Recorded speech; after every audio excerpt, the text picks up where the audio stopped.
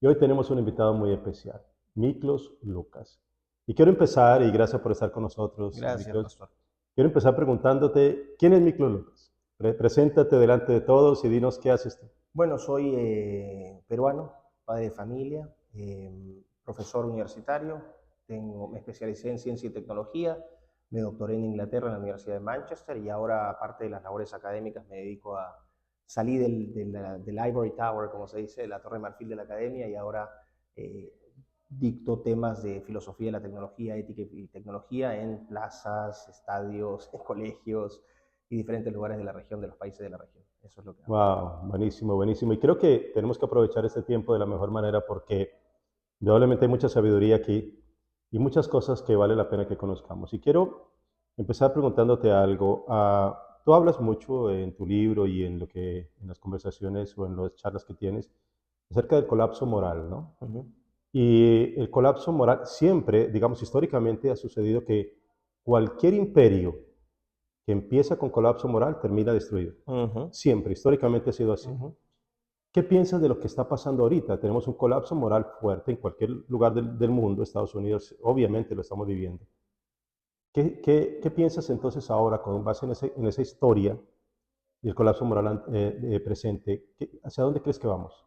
Bueno, no hemos colapsado Ok. moralmente en una totalidad, vamos a decir, civilizacional. Creo que lo que está pasando, este colapso moral, puede ser transversal a todos los continentes, perdón, a todos los países del hemisferio occidental. Ujú. Estamos hablando de Europa, Estados Unidos, Canadá, bueno, América, también África en cierta medida, porque África también es hija del legado europeo, pero no hemos tocado fondo todavía, pero vamos hacia esa dirección. Y creo que lo más grave es que se está promoviendo esta idea del nuevo hombre, ¿no? Ujú, De un ujú. hombre que aspira a un ideal de progreso, pero es un ideal de progreso materialista y es un ideal de progreso utilitarista. Esto quiere decir que el ser humano reduce toda su felicidad a lo material.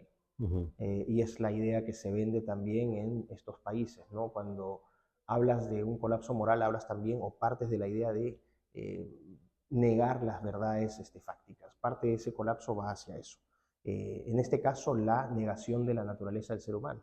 Y lo vemos con todas las agendas trans, por ejemplo, las Ujú. agendas LGBT, que han relativizado el concepto del ser humano. El fondo aquí no es solamente la relativización del concepto de ser humano, sino la relativización de las verdades absolutas Ujú. u objetivas. Cuando tú tienes una negación de la realidad, partes a interpretar esa realidad con un compás moral alterado, porque lo que es empíricamente cierto o autoevidentemente cierto deja de serlo porque tú empiezas a tener tu propia interpretación de la realidad. Ujú. Esa reinterpretación de la realidad que niega las verdades objetivas es el primer paso para un colapso moral civilizacional. Eso es lo que está pasando ahora. Muy bien. Y esa relativización en todos los sentidos, obviamente empezando por la misma verdad, el concepto de verdad y a Uh -huh. partir de ahí todo lo demás, ha llevado también a una degradación del concepto del ser humano como tal, ¿no? Uh Tú -huh.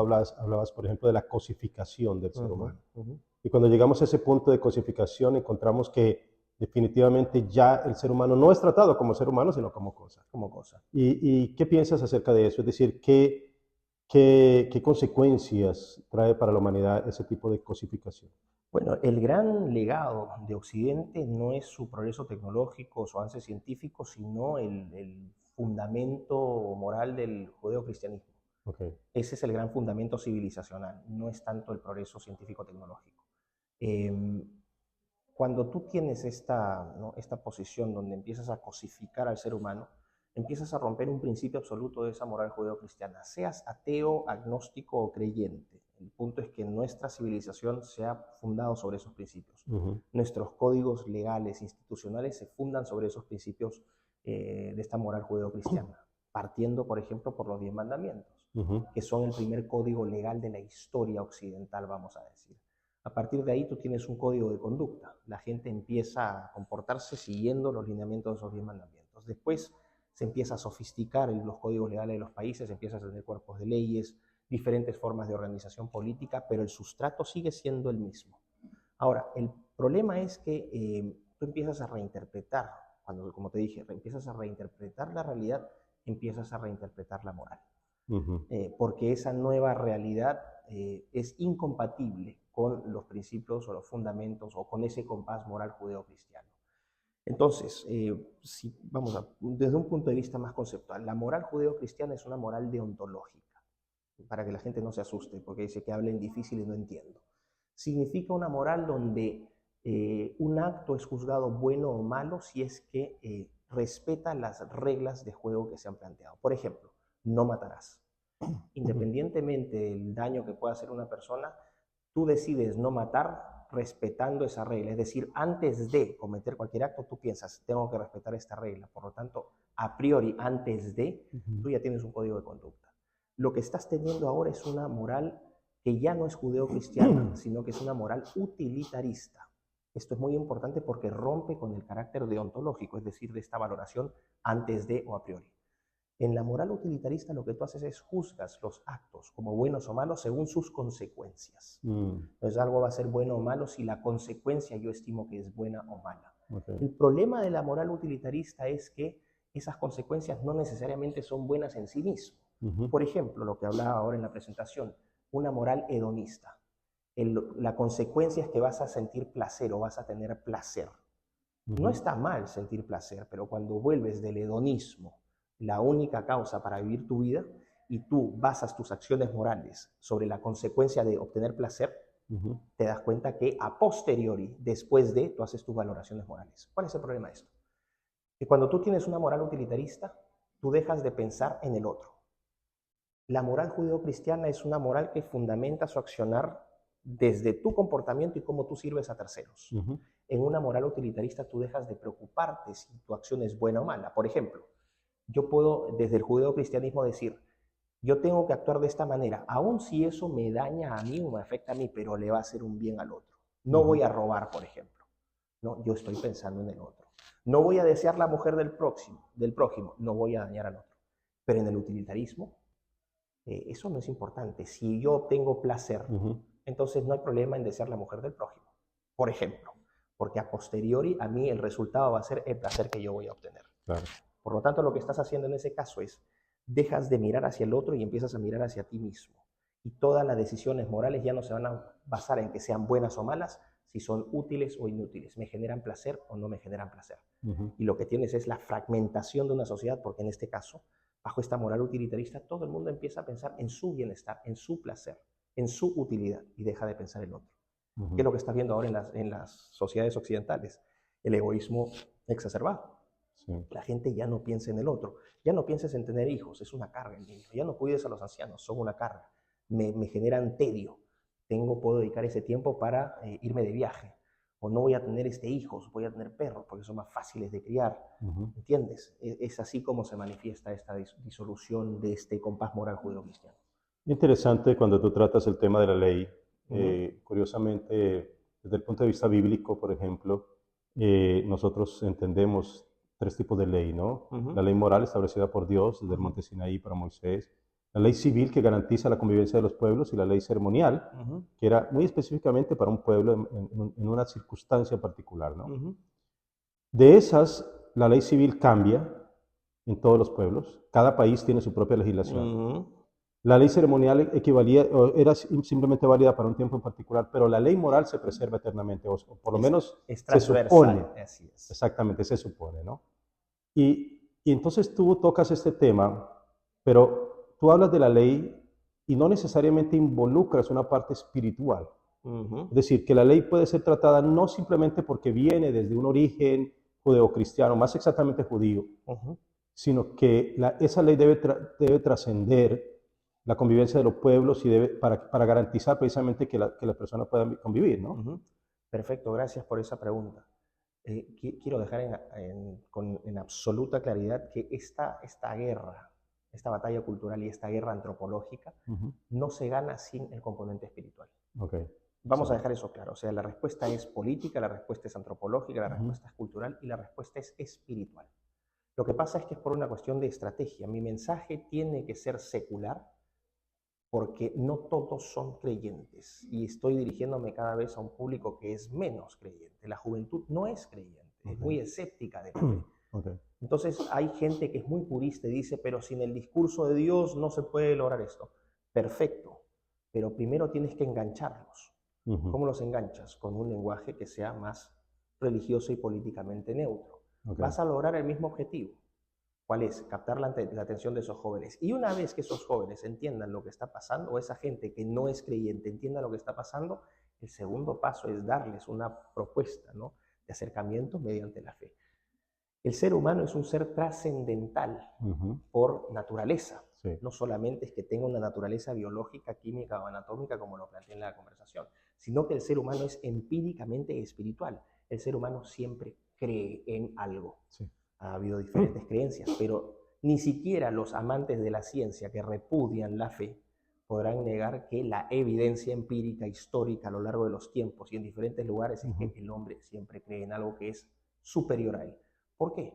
Porque puede ser también un acto subconsciente de humildad, del reconocimiento de su pequeñez frente a la inmensidad del universo. Es un acto finalmente de humildad, de entrega hacia el otro, ¿no? De no fijarte en ti, sino de entregarte a tu comunidad, entregarte a algo que es superior a ti. Pero que quede absolutamente claro, que lo mío no es porque yo crea que el lenguaje de la fe no es necesario. Es fundamental, y a toda la gente, ahora no lo he dicho, pero lo he dicho en otras presentaciones, los creyentes no tienen que tener miedo de defender y exponer su fe. Pero si quieren captar más gente, si queremos ganar esta batalla, tenemos que usar todas las estrategias, y una de esas es acercarse a los no creyentes con un lenguaje que es secular. Creo que esa es solamente la clave. Interesante. Ahora, fíjate lo que tú dices acerca de la parte de la fe, ¿no? De cómo se involucra y sobre todo la humildad. Tú dijiste, usaste esa palabra humildad cuando nos referimos a cómo reconocemos que hay alguien superior. Sin embargo, Federico Nietzsche, por ejemplo, invirtió las cosas. Federico Nietzsche dijo, Dios ha muerto, ahora es el ser humano, ¿no? Así hablaba Zaratustra, por ejemplo, cuando el superego, el superyo, y elaboró toda una base doctrinal, digámoslo así, o filosófica a partir de ese punto, ¿no? De el superego. E incluso advirtió o dijo que el siglo XX sería el mejor siglo de la historia porque ahora el ser humano había tomado la posición que antes tenía Dios. Y fue el peor de todos. El siglo XX fue el peor de todos. Entonces, eso que se supone que debería llevar al ser humano a la búsqueda, en humildad, de reconocimiento a alguien superior, se ha invertido completamente. Y creo que la sociedad actual no está reflejando eso que tú acabas de decir acerca de buscar en humildad a ese ser superior. Es que claro, el discurso y los medios lo que te difunden es constantemente el empoderamiento individual. Sí. No es que tú te vuelques hacia la comunidad, sino que nuevamente en esta idea de progreso, que se orienta este progreso utilitarista y materialista, el fin supremo y el centro del universo no es el universo, sino eres tú. Sí. Y eso es lo que se enseña a los jóvenes. Nietzsche, lo que hace Nietzsche no solamente fue un enemigo de la religión, en general él tenía un desprecio por la fe, consideraba que era una forma de involución, ¿no? Era un estado de creencia inferior.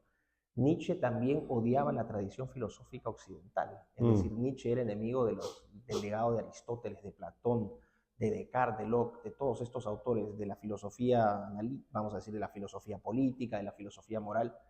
Nietzsche fue un disruptor, vamos a decir, pero no solamente en el campo de la fe.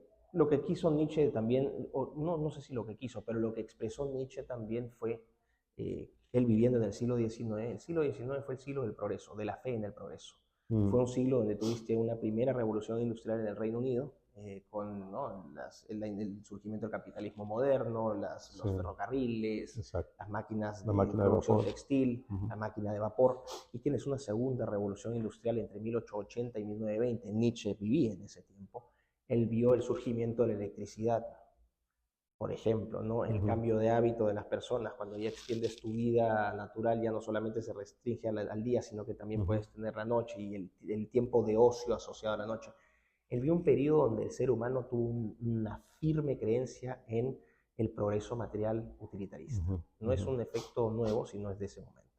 Pero como tú bien dices, ¿qué pasó? En el siglo XX, supuestamente el siglo del triunfo del secularismo, tienes una Primera Guerra Mundial, tienes una Segunda Guerra Mundial, tienes un comunismo soviético con Stalin, 100 millones de muertos, tienes una revolución cultural china con otros 55 millones de muertos. Entonces, claramente, el holocausto nazi, la bomba atómica. El holocausto nazi, la bomba atómica. Entonces, se prueba empíricamente, es decir, con evidencia, no es una expresión de fe, evidencia pura y dura, que el secularismo lleva finalmente a más muerte y a más destrucción. Definitivamente. Cambiemos un poquito el tema. Estaba leyendo un libro que dice lo siguiente, ¿no? Cuando algo se crea, cualquier cosa, Ujú, y alguien lo duplica, lo duplica, lo duplica, lo reparte por toda parte y eso se llama globalización. ujú, Cuando alguien crea algo de 0 a 1, eso se llama tecnología. Bueno, ujú, esa es la descripción que se da. Y la tecnología, obviamente, estamos en un tiempo de un avance impresionante de la tecnología. Tú dijiste hace un ratito en tu charla que la tecnología es neutra, ujú, pero aunque es neutra de por sí, o sea, ¿no?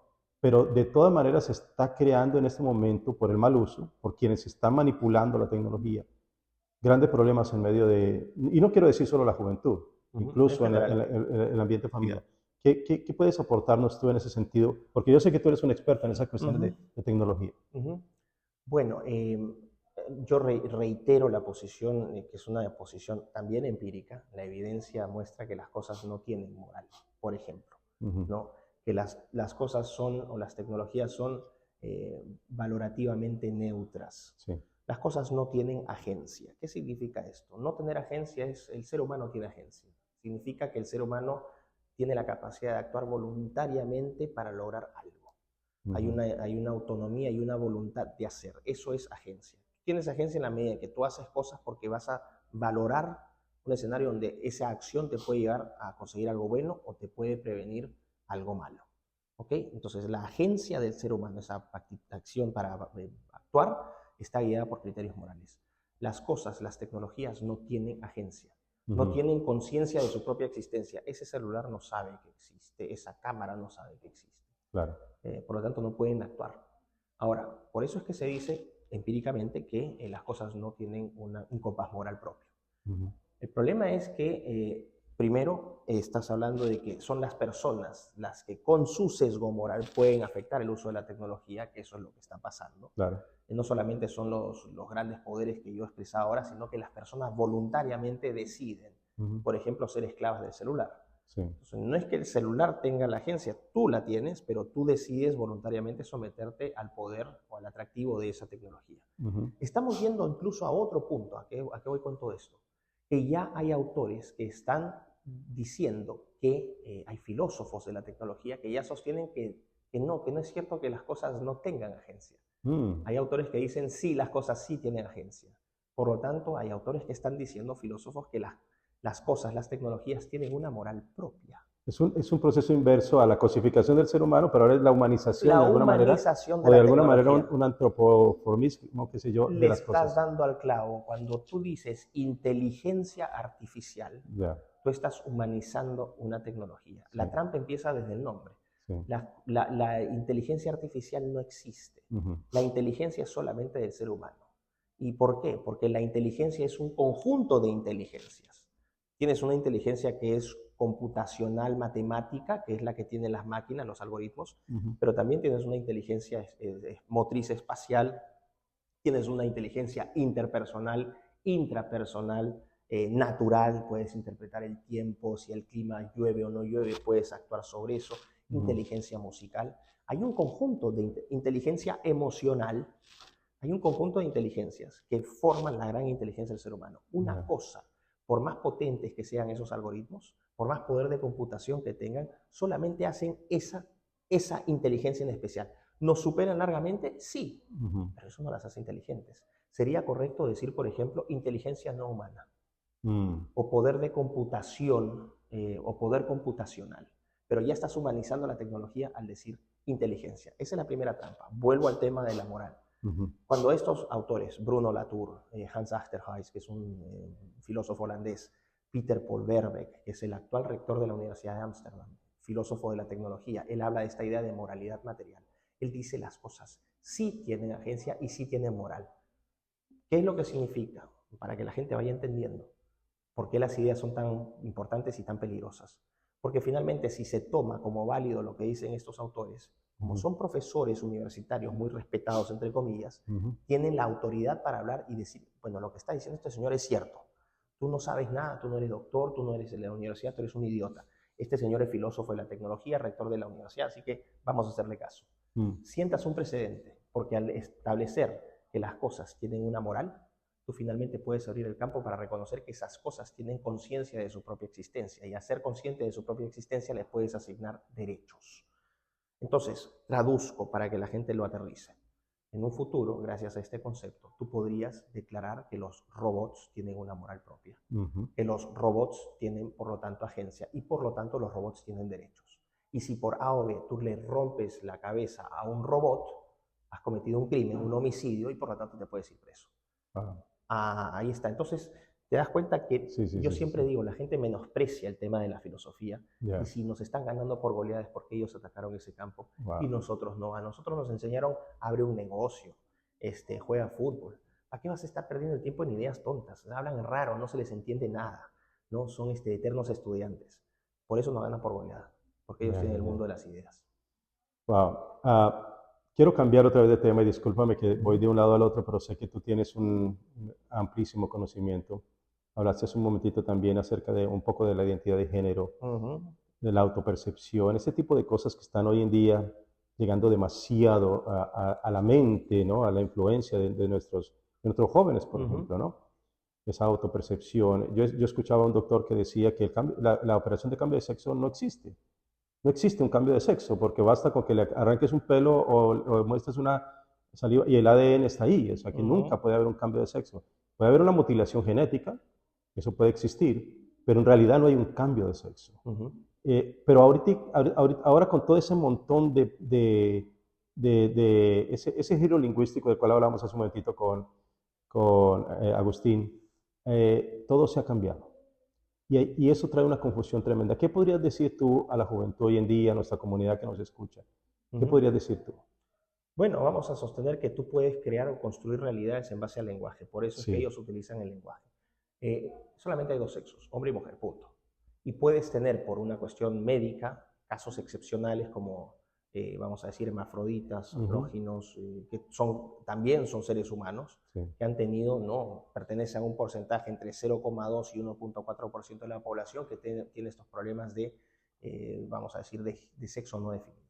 Pero la realidad es concreta. Tienes XX, cromosoma femenino, XY, cromosoma masculino. Un transgénero se puede morir hoy, una mujer trans, y se va a descubrir que ese tipo era un hombre porque sus huesos van a marcar XY. Acá no hay fe, acá no hay religión, acá no hay pensamiento místico, acá hay ciencia pura y dura. Exacto. Vamos a dejar eso claro. Pero lo que pasa es que tú construyes realidades. Entonces ya no es hombre y mujer solamente, ahora tienes hombre trans, mujer trans. No solamente eso, ya tienes géneros, género fluido, cisgénero, bisexual, heteroflexible masculino, heteroflexible femenino, y así sucesivamente, y puedes crear toda una lista de géneros interminables, y lo que te están diciendo gracias a ese relativismo es que todas son verdaderas. El problema es que no tienen un correlato de verdad con la realidad objetiva, natural, biológica de esas personas. Pero ya creaste el daño. ¿Por qué? Porque ahora los muchachos, por ejemplo, ya empiezan a hablar de todas estas categorías como si realmente existieran. Finalmente no existen. Es decir, a partir es el uso del lenguaje como un instrumento de poder, como un instrumento político. El problema es que si tú empiezas a hablar, a crear realidades con el lenguaje, finalmente tarde o temprano la naturaleza se va a imponer. ¿Cómo se va a imponer? Con el caso de estos hombres trans o estas mujeres trans que se someten a tratamientos hormonales de por vida, y si es que no se mueren porque se suicidaron, porque ni la operación pudo satisfacer su disforia, se van a morir por cáncer o se van a morir por enfermedades venéreas, ¿no? Porque las enfermedades venéreas son, en el caso de la población homosexual o transexual, muchísimo más altas, ¿no? En los Estados Unidos, la población homosexual es entre 4 y 7% aproximadamente, es lo que es hasta ahorita, pero son responsables del 80% de los casos de SIDA. Entonces, la realidad física, la realidad objetiva es que 80% de los casos de SIDA son estos homosexuales. Pero ellos dicen que no, es una realidad, su realidad con el lenguaje construyen esta idea de inclusión, de diversidad, finalmente que son consecuentes o conducentes a estos dramas. Yo creo que el principal punto, ahora que me dices qué mensaje, ¿no? Repito lo que dije en la conferencia. En el caso de los adolescentes y los jovencitos, tiene que tener vamos a decir, un compromiso irrestricto con la verdad. La verdad biológica, la verdad natural es irrefutable. No existe hombre trans o mujer trans. La mujer trans es un hombre castrado.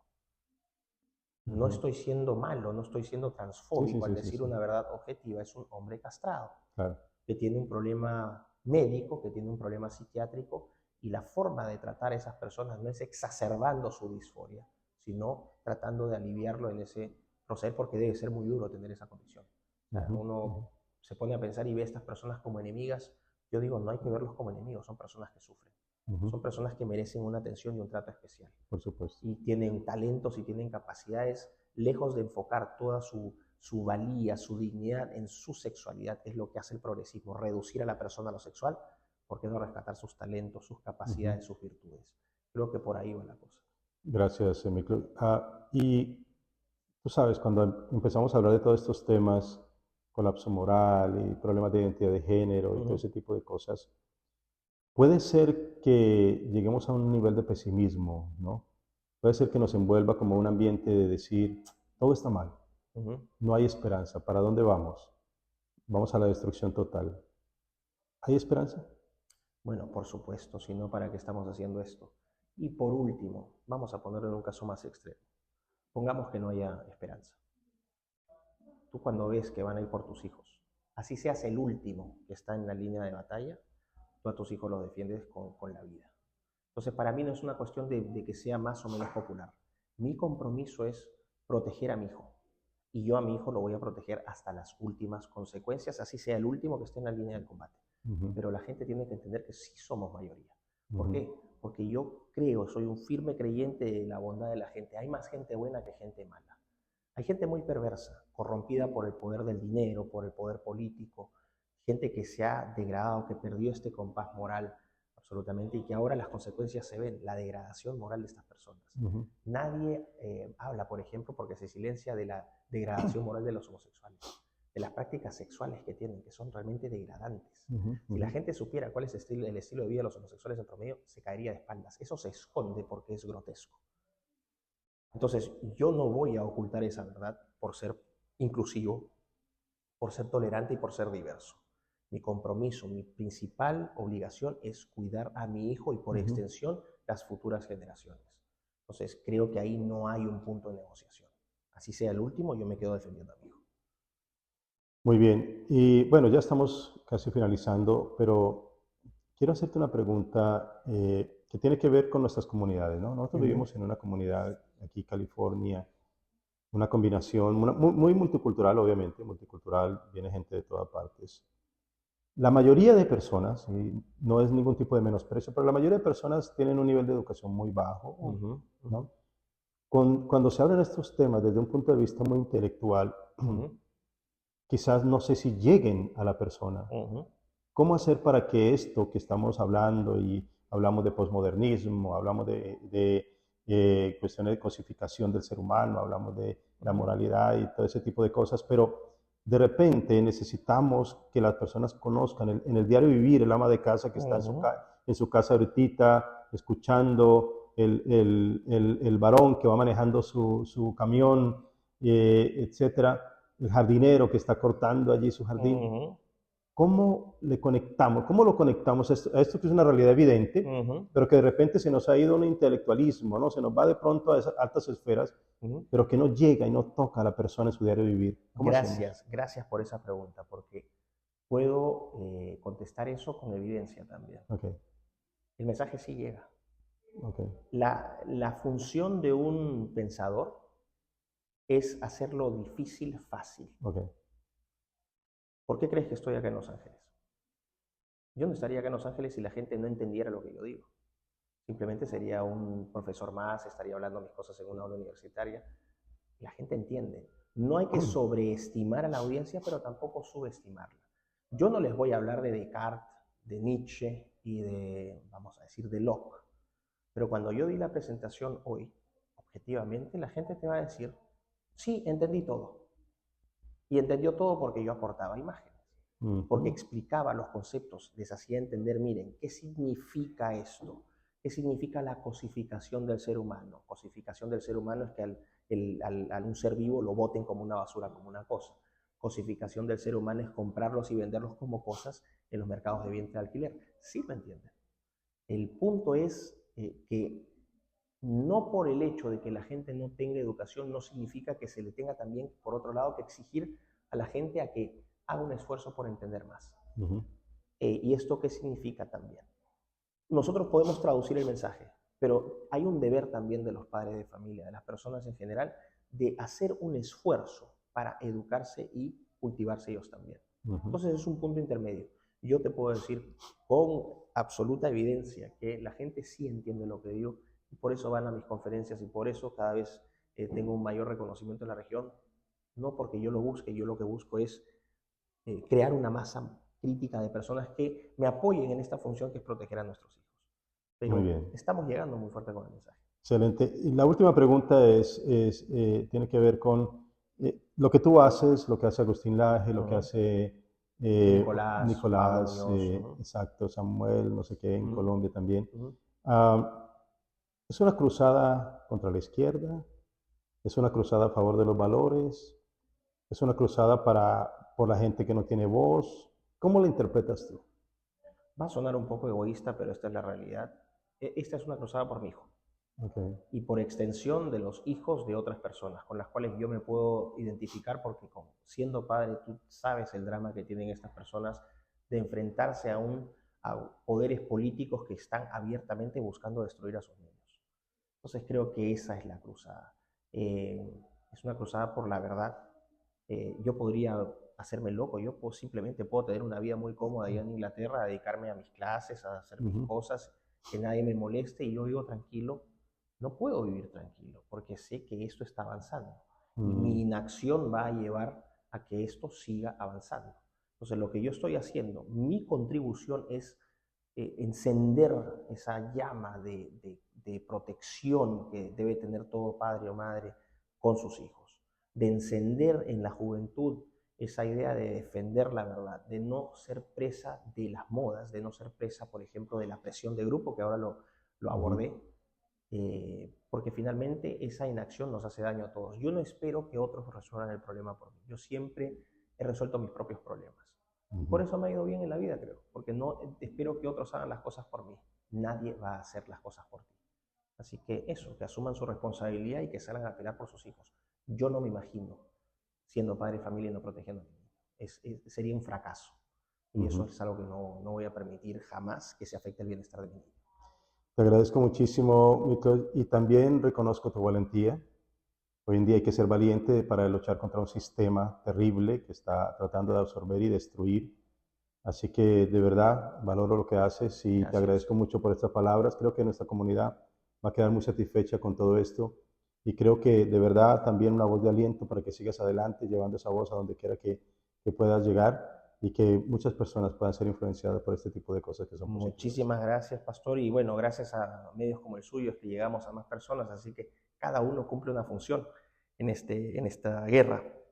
Nuestro ejército puede ser más amateur, menos equipado, pero nosotros tenemos una mística que ellos no tienen y nosotros tenemos la verdad de nuestro lado. Así que gracias por su trabajo, gracias a todos los que me han invitado acá y vamos a seguir dando la pelea hasta que se tenga que dar.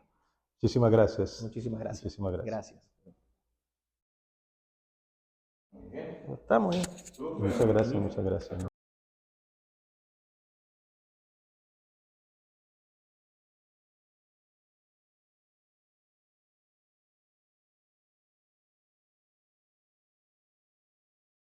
Radio Inspiración ha estado por más de 2 décadas transmitiendo por sus ondas radiales a todo el sur de California y por todo el mundo a través de la 1390 AM, llegando a todo el condado de Los Ángeles y Orange County, 1240 AM en el condado de San Bernardino y 1130 AM en el condado de San Diego y Tijuana. A lo largo del tiempo, hemos querido acercarnos a nuestra comunidad con diferentes eventos para ser instrumentos de Dios y llevar principalmente el alimento para el alma, que tanto lo necesitamos como seres humanos. Nos hemos reunido para orar, interceder, adorar y fortalecernos juntos como pueblo de Dios en distintas ciudades, iglesias y lugares. Por eso en este 2023, Queremos seguir siendo de inspiración y llegar a todas las comunidades que nos sea posible, llevando el mensaje del Evangelio a los matrimonios, familias, jóvenes y niños, a través de diferentes eventos en las iglesias y en la calle junto a la movida. Creemos que veremos el tan prometido y anhelado avivamiento para nuestra amada California, porque donde abundó el pecado, sobreabundó la gracia.